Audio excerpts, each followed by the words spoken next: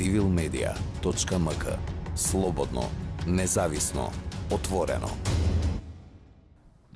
Ке може да ни кажете нешто повеќе околу представката што ја добивте против Министерството за образование? Поднесовме представка против Министерството за образование и наука односно платформата за далечинско учење, националната платформа за далечинско учење која што е достапна на сите јазици освен на ромски јазик. Имајќи ја дискриминаторската природа на истата платформа, како и неуставноста и незаконитоста на истата, поднесовме представка пред народниот правобранител.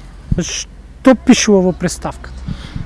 Да, во представката како таква, освен тоа што вакво зборувавме дека истата не се коси со националната законска регулатива, исто така се коси и со меѓународната регулатива, односно со законските рамки кои што го возможуваат правото на образование под еднакви услови за сите. Тука немаме еднакви услови, тука имаме апла дискриминација која што нели, како што реков, е достапна на сите јазици што се говорат во нашата држава, освен на ромски јазик. Имајќи таа дискриминаторска природа, поднесовме представка пред институција која што ја има уставно загарантираниот кредибилитет, го има уставно загарантираниот кредибилитет да говори за човекови права. И фала Богу ја добивме на крај.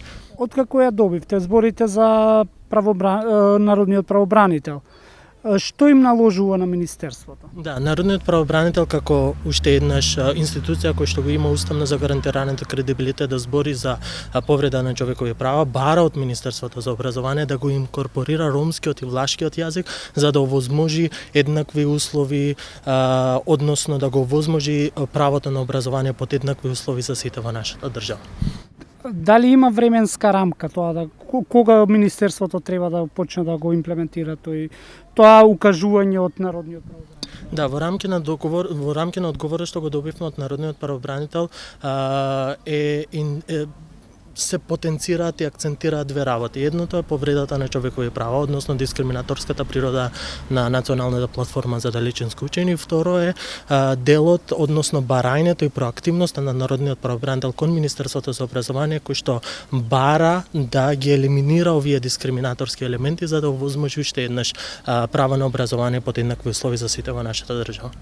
Доколку Министерството нема слух или нема капацитет, нема услови да го овозможи тоа, кои се следните чекови? Знаете, нашата стратегија е така наречена застапувањето, кога го правиме е така наречено сендвич застапување. Имаме нели притисокот од национално ниво и притисокот од меѓународното ниво, каде што бараме, не ги молиме органите на власта, туку бараме од нив да ги имплементираат законските регулативи во однос нели на некои човекови права, во однос на некои повреди на човекови права, во случајот во областа на образованието. Направивме две работи, секако правно, регуларно и формално информирано од ИХР, ОПСЕ, се информирани некои меѓународни организации во полето кои што работат во полето на човекови права, како и планираме да вакво да информираме Европската комисија за да може овој проблем да биде инкорпориран во извештајот за напредокот на нашата држава. И како држава не смееме да имаме такви испади ако сме нели држава која што претендира и сака да биде дел од Европската унија.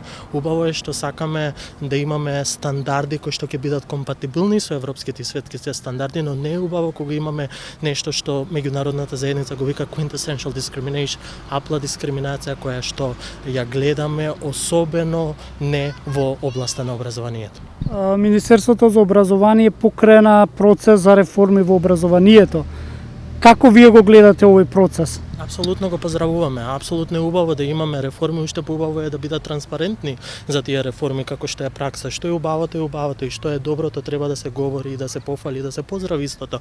Но кога сакаме да правиме реформи, истите треба да бидат нели хармонизирани со европските и светските стандарди, но и секако треба да бидат во линија со законската национална рамка. Законската национална рамка, особено на високиот правен акт во државата, Уставот на Република Македонија, на Република Северна Македонија, ако земаме член 44, бара, значи не е предмет на индивидуален избор, бара од органите на власта да овозможи право на образование под еднакви услови за сите, без разлика нели на нивните социјални разлики кои што ги поседуваат, особено во делот на образованието.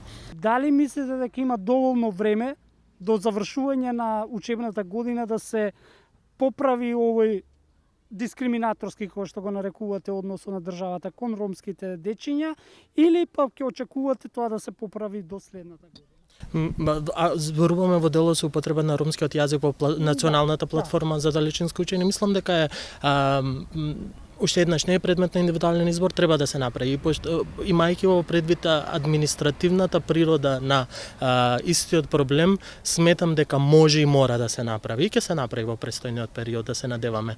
Една работа, втора работа во однос на социоекономската ситуација на ромите во нашата држава. Да, самиот предлагач на измените, на новите измени и амандмани при законот за основно и средно образование, патем јавно има вакво кажано дека околу 40.000 деца нема да бидат во можност да ја следат онлайн наставата. И имајќи го во предвид социоекономскиот карактер на ромските семејства, односно социоекономската ситуација на ромските семејства, мислиме дека мнозинството од овие 40.000 деца кои не се во можност да ја следат онлайн настава се повеќето од ромска националност, односно ромска етничка припадност, за жал.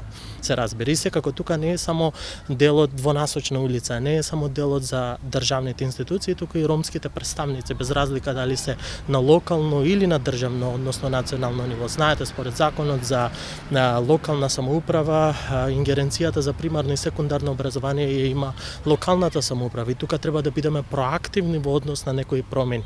Убаво е што организираме хуманитарни акции, но тие се многу краткорочни.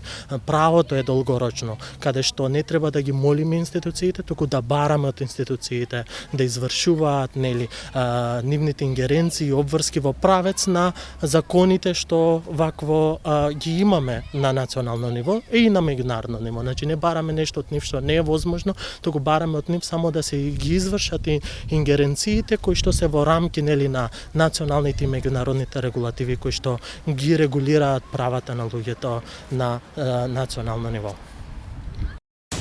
Civilmedia.mk. Слободно, независно, отворено.